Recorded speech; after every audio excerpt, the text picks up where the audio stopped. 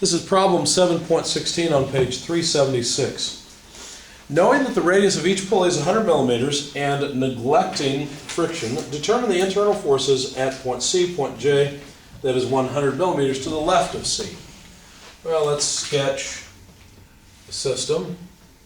We've got basically a roller on one side that supports a pivot point, and then we have a beam that runs over to another pivot point on ground labeled E. Pivot point on the left is A. There is excuse me, a 100 millimeter pulley at B with a rope wrapped around it. That rope then continues around another pulley, which is apparently also 100 millimeters at D, and then just connects to ground. And there is a 600 Newton force acting on the rope, so the tension in the rope is apparently 600 newtons. Point C is here in the middle. Now point C is not on the rope, it's on the beam. And point J is to the left of C. Let's make some notes that these pulleys are 100 millimeter diameter. And we'll just say typical. So that's typical of the two pulleys. A to B has a dimension of 300 millimeters. 200 millimeters more to get to C. 200 millimeters more to get to D, and then 300 millimeters to get over to the last point, E. So we're interested in the internal forces at C and J. How do you suggest that we begin this problem?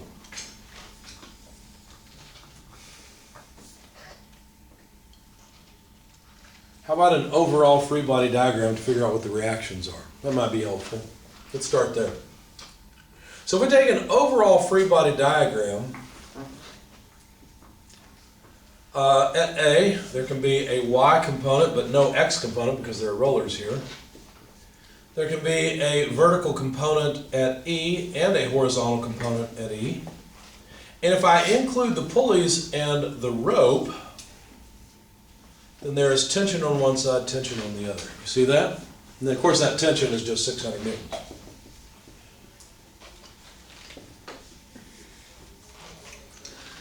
Now, looking at this, it's pretty obvious that there are no other forces in the horizontal direction except for EX, so EX has to be 0. And since we have two forces, one up and one down, 600 newtons apiece, then the sum of AY and EY would also have to be 0, because if we, for example, sum forces in the vertical direction, we'd have minus 600 newtons plus 600 newtons plus AY plus EY equals 0. These two cancel, and so AY is the negative of EY. One's going to be up and one's going to be down. Don't know which one's which yet. It doesn't really matter. What about if I were to sum moments about, I don't know, point E, taking counterclockwise as positive? Summing moments about E, would this tension cause a clockwise or counterclockwise motion about E? That would be a counterclockwise. It's to the left, it's going up. Is that clockwise or counterclockwise? Try again. It's like going like that. No, it's not. This is their point of rotation. T goes up, that's clockwise. But why does it go to the right? It doesn't go to the right, it goes up. Yeah, I'm saying it goes up and then you like. Yeah, because I'm right. pivoting about this point. I have to. See? Same way this is going to be counterclockwise. See? So the moment of this force is a positive or negative moment? Counterclockwise is positive. So it's negative. It's a negative moment. So minus T multiplied by its moment arm of, well, let's see, we've got to be careful here because I don't know exactly what its moment arm is. We know that the radius of the pulleys is 100 millimeters. So it looks like we've got a 50 millimeter offset to get there. So it looks like a 250 millimeter moment arm to me. Does everybody understand that? Yes. Are rollers able to produce a force downwards? Because just thinking about The rollers wheels, don't have any force, the rope has force. Rollers are part of the free body. Well, I was looking at AY in the sum of forces in the y direction. Oh, I and see what you're saying. You're not talking about If the pulling, you're force talking about is required is downward, then is it able to exert that force or Okay, no? what we normally do is we assume that in reality, this is just a support that can only provide vertical force. Okay. You can think about it this way. Think about it as either this situation or, if necessary, that situation. Okay. See, take your pick. I don't care. It doesn't matter. So we're assuming that this stays together as a structure. It doesn't just fall apart when we apply loads to it. Okay. It falls apart when we apply loads to it. It's a totally different problem. Okay, go ahead. Where does the 250 come from again? The 250, that's the distance from here to there. Okay, Because it's 300 millimeters to get there. sure. Come back the radius of 50 millimeters, and that's 250. Isn't it 100 radius though? Is it 100 radius or 100 diameter? Oh, you're right. It's 100 radius. I wrote diameter. So that's 200 millimeter diameter. That means come back 100, so you're right. That would be Okay. 200 millimeter. Thank you. Well, All right, what about the moment arm for this other tension? What would it be? Well, let's see. 300 and 200 are 500, plus 200 or 700, plus another 100 is 800. So plus T times 800 millimeters. But that's not it. There's also a moment due to the reaction AY. Where did that extra 100 come from? This distance right there, Oh. pulley radius. Good question. All right, so what about the moment arm for AY? Well, that would be 500 plus 500 is 1,000 millimeters or 1 meter. Does AY cause a positive or negative moment about E? It causes a negative moment. Excellent, that's correct. Minus AY times 1,000 millimeters because that's a clockwise moment. Okay, good. Now, it could be that AY actually points downward. I don't know, we'll find out here in just a minute. So, solving for AY from this equation, we take this to the other side, we'd have T times negative 200 plus 800. What did I do? I just combined those two together. Okay, so negative 200 plus 800 divided by 1,000. Of course, I've taken this to the other side and divided out 1,000. So this is T times 6/10, or 3/5 if you like. And T is equal to 600 newtons. So what is 3/5 of 600? Well, let's see, 5 would go into 60, what, 12 times? So 12 is 120. 320 would be 360, if I'm thinking right. Mm-hmm. So AY does in fact act upward. I'm just going to draw this way.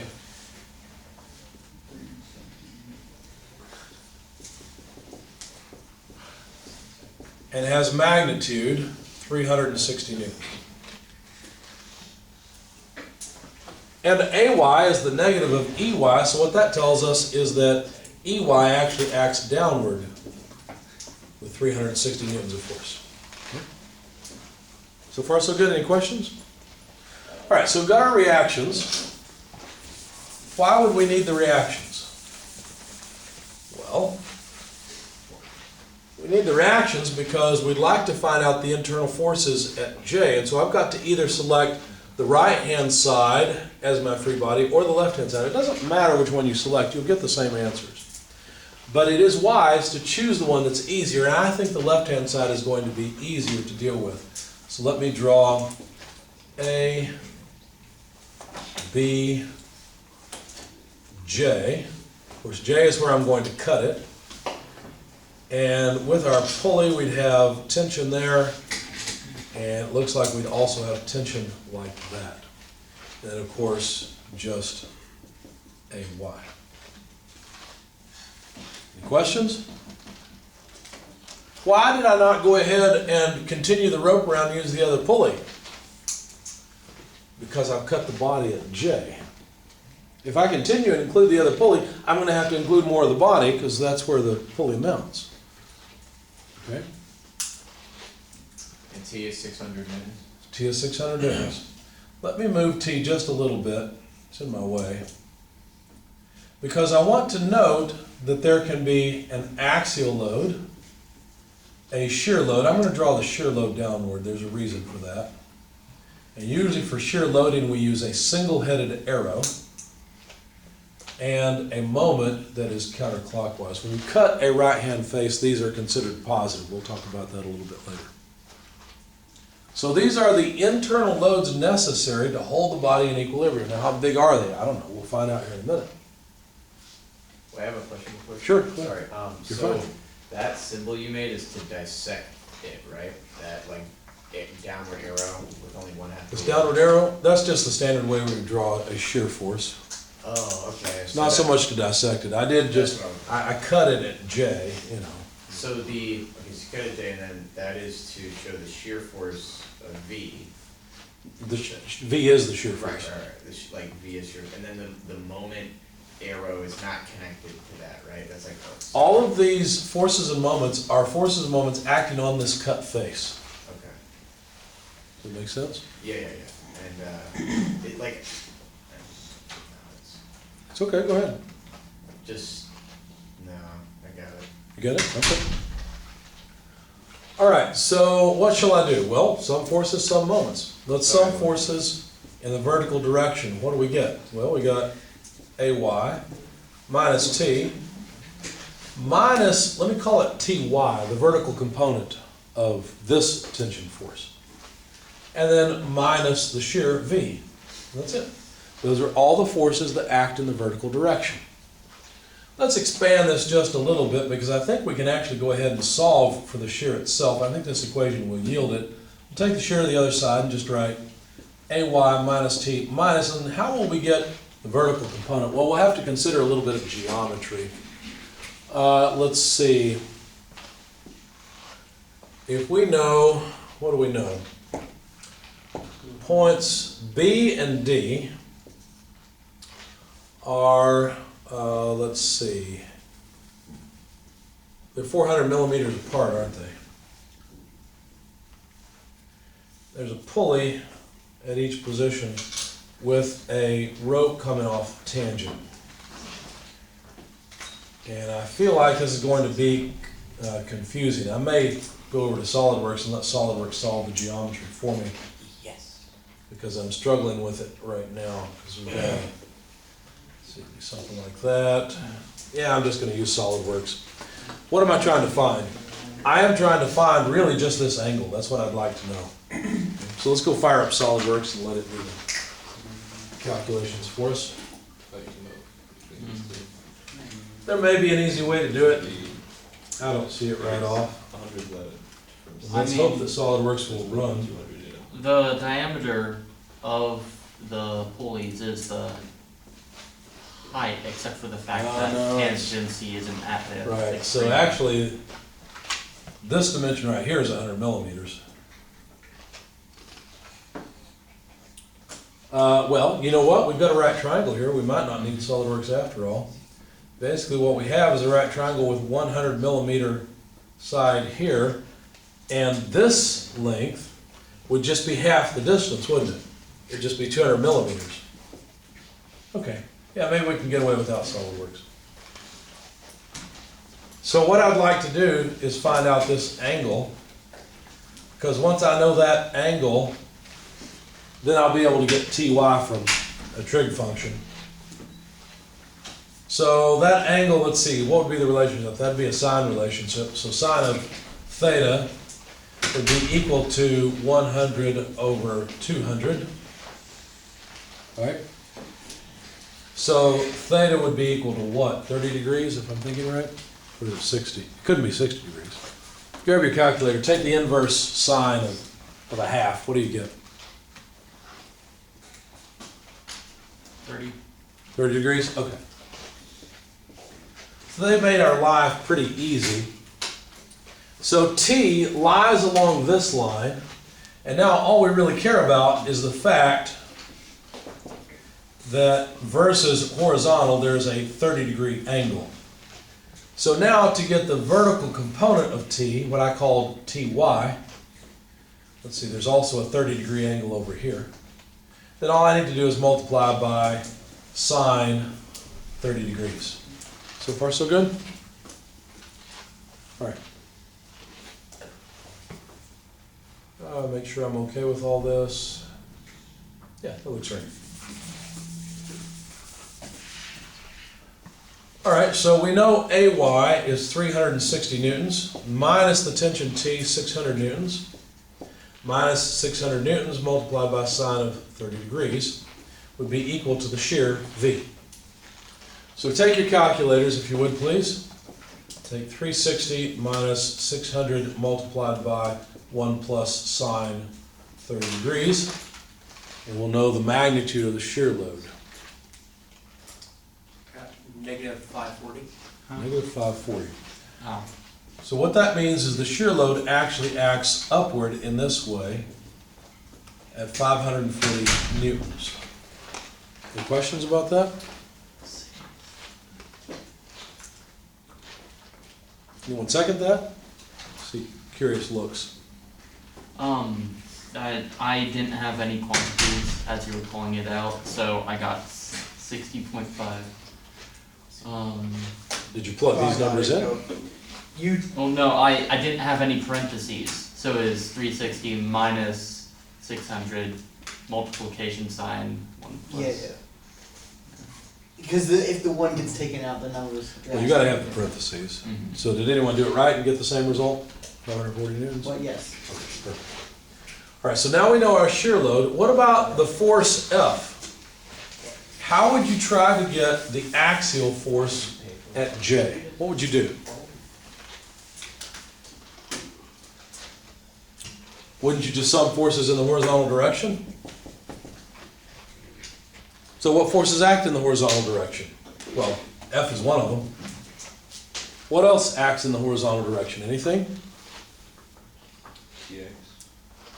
The tension doesn't. So the tension acts in the horizontal direction. So what that means is that F equals negative Tx, but of course, negative Tx, to get the horizontal component, well, that would be, let's see, the triangle I had a second ago looked like this, with T here and a 30-degree angle here. Tx is this piece, so that's the cosine side of the triangle. Go ahead. We flipped the shear force because it's positive, right? I did. I just flipped it around to make it a positive number. Yep. We calculated a negative number, so I just changed the direction. Okay, so the axial force then would just be negative T, negative 600 newtons, times cosine of 30 degrees. Now, cosine of 30 is 0.866 something, I think. So take your calculators and give me a number. Yes, please. If you calculated a negative number for shear, I just want you to explain it. Why did you flip it? Because anytime you calculate a negative number, that means you assume the wrong direction for the force. Shear is just a force, that's all. Okay. Good question. The wrong direction. Okay. So it, like, negative doesn't correspond to going down. It's just like it could have been going up at first. Right. If we got a negative, we would have flipped it down. Exactly. And we won't always do that. In fact, we would just call it a negative shear, is what we would do most times. Anyone have a number for the axial force? Negative 519.62. So negative 520 or so. What does that mean? Well, that means this axial force is also in the opposite direction. In other words, it's compressive. See? Does it make sense that the beam is being compressed at this point? Sure, you pull on ropes like that, those pulleys are going to push like that, aren't they? That makes perfect sense. How about the magnitude of the moment? What do you recommend we do there? Any ideas? Same thing we do. So it's just a simple We've been doing. I am going to be a little bit strategic here. I'm not going to sum moments about J. I know the magnitude of the shear, I know the magnitude of the force. Getting the moment arms is easy. Getting the moment arm of T is going to be a pain. This one's okay, this one's a pain. I'm going to sum moments about B. Because then the moment arm for this T and this T are the same moment arm of 100 millimeters. And they will cancel. So if I sum moments about point B, taking counterclockwise as positive, let's just start at the very left-hand side. What's the moment arm length for AY? And does AY cause a positive or negative moment? Summing moments about B. Does AY cause a positive, counterclockwise, or negative, clockwise, moment about B? It causes a negative. Negative. Excellent. So minus AY. What is the moment arm for AY? 300? It's 300 millimeters, exactly. That's the moment arm from here to here. Good. Now, you notice that the moment arm for this tension is 100 millimeters. It's going to cause a positive moment. The moment arm for this tension is also 100 millimeters, and it will cause a negative moment. So they're going to cancel. I could write them in, but why bother? Does that make sense? So I'm not even going to bother writing these two in, because the moment they cause about B will cancel. What about the shear? Does the shear cause a moment? Yes, it does. It has a moment arm from B to J, and we have to figure out how far that is. I neglected to note how far J is off of, looks like it's 100 millimeters to the left of C. So it's right in between B and C. So this is another 100 millimeters, although they gave me the dimension from C. Okay? So I need the moment, let's see, of the shear relative to B. So that's a 100 millimeter moment arm. So the shear is acting upwards, which is a negative, it's going to cause a negative moment. No, that's positive. It's counterclockwise. So I need the shear magnitude multiplied by 100 millimeters. The force F does not have a moment arm. It acts right through B. And that's it, isn't it? No, that's not it. There's one more thing. What else is missing? What we came for, the moment itself, right? The moment that acts at J, the moment, the twisting that the rest of this is applying to the body from A to J. Okay? So the internal moment is the other thing, so I've got to write plus M equals 0, because that's a positive moment. Okay? So the moment then that we've come for, now be careful, this sum of moments about B is not the same thing as this moment M. This moment M is a moment inside of the material at J. The sum of the moments about B are the sum of the moments about this point. They're different things. You might say, well, what about the fact that the moment is offset from B? It doesn't make any difference. You just add in the moment and you're done. Okay? So, solving for this moment, we'd have AY times 300 minus V times 100. Let's plug in the magnitude of AY, it's 360 newtons, multiplied by 300 millimeters, minus V, 540 newtons, multiplied by 100 millimeters. And once we multiply all this out, we'll have our answer. Let's get Newton meters instead. So I'm going to go ahead and convert these millimeters to meters. How much is 300 millimeters in terms of meters? 3,000. No, it's 0.3 meters. How about 100 millimeters? What is that in terms of meters? 1,000. 0.1 meters, exactly. Okay. So 0.3 times 360 minus 54 is how much?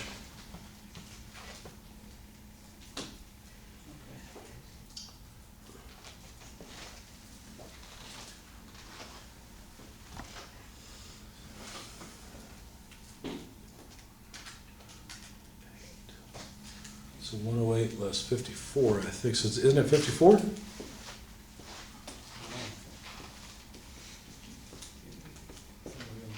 Okay. So there's the magnitude of the moment at J. And by the way, notice it came out positive. So sure enough, the moment is doing this Yeah, to it, right?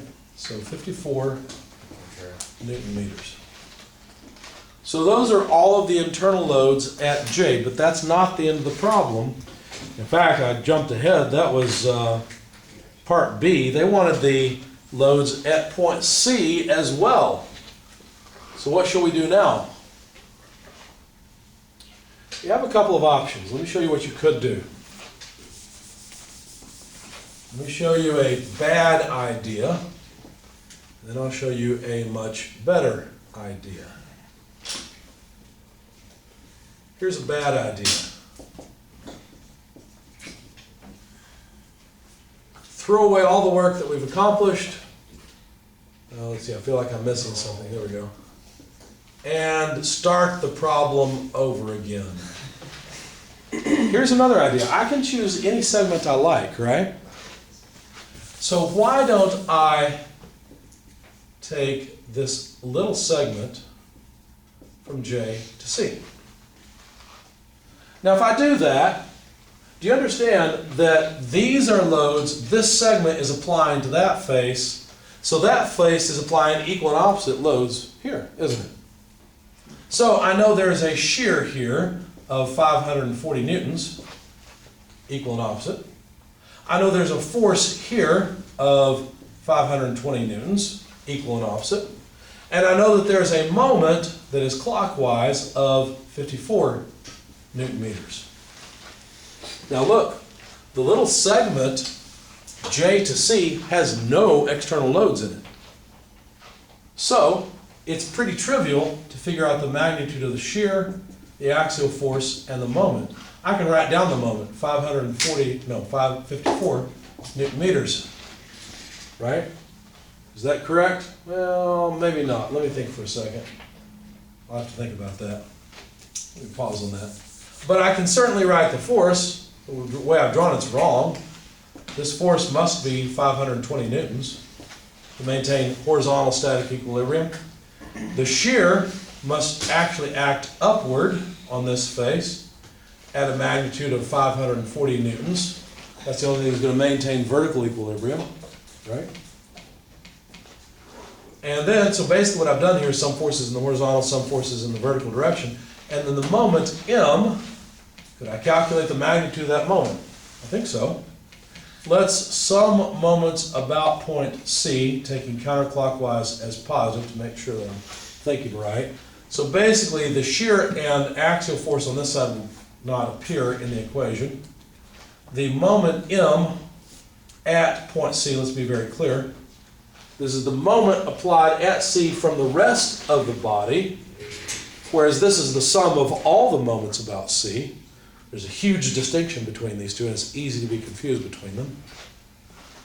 That's part of it, but there's also a moment due to the shear that is at a distance from C.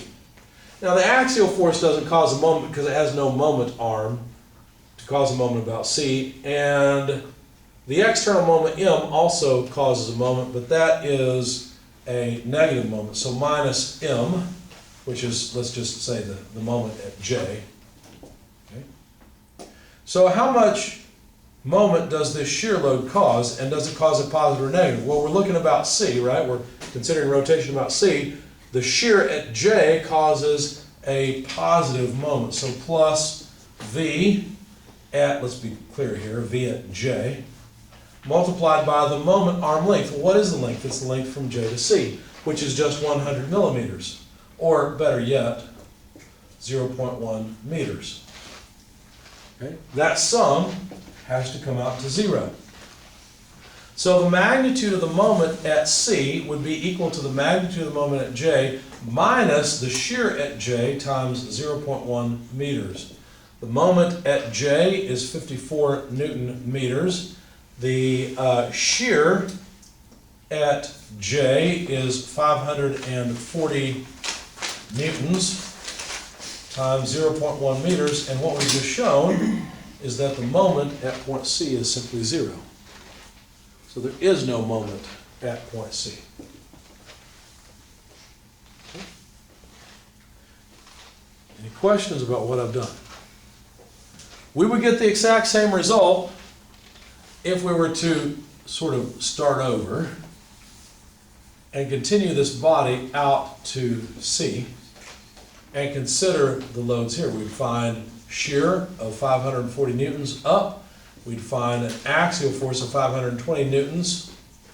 That's not really much of a surprise, is it? Because that's just from the sum of the forces in the horizontal vertical direction.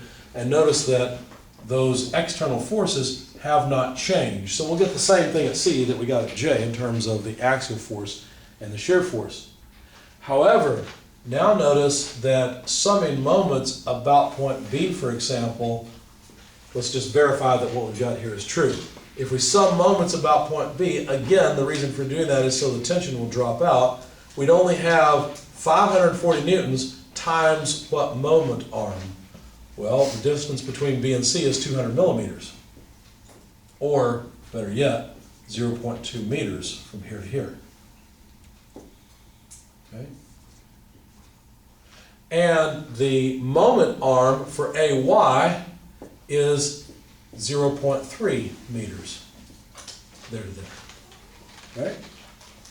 So what you should find is that 0.3 times 360 newtons, the moment of AY, is equal to, I'm saying we should find this, 540 newtons times the moment arm 0.2 meters. Check that out, see if that works. Is that true?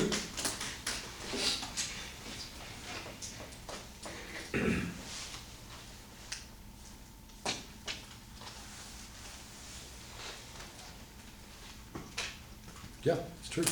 It works. See? Any questions about what all I've done here?